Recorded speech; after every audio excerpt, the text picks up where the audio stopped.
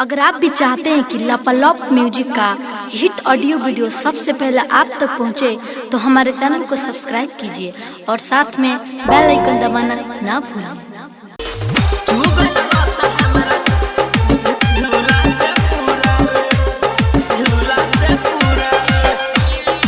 माय recording studio Delhi.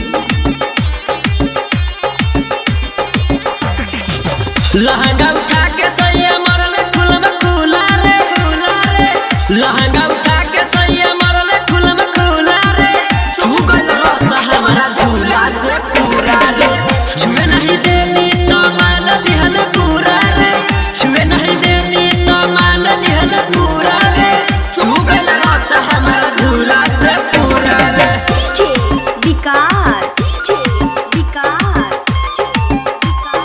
माय recording studio Delhi. हथियार कला सीतामढ़ी, हथियार कला सीतामढ़ी। ए सखी नया नया सील रहे तू खटावे बारा रे, मिल गइल सैया हमारा भूखला पारा रे,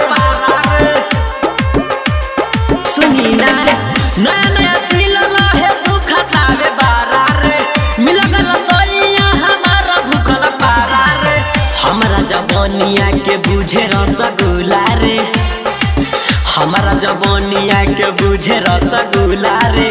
चुगल रस हमारा झूला से पूरा रे। लहंगा उठा के सैया मरले खुला में खुला रे, लहंगा उठा के सैया मरले खुला में खुला रे। चुगल रस हमारा झूला से पूरा रे। माय रिकॉर्डिंग स्टूडियो दिल्ली। हथियार कला सीतामढ़ी, हथियार कला सीतामढ़ी।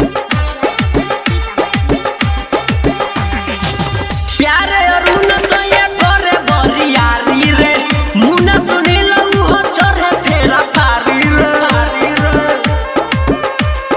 सुनी ना प्यारे अरुण सैया करे बरियारी रे, मुन्ना सुनील हो चढ़े फेरा पारी रे।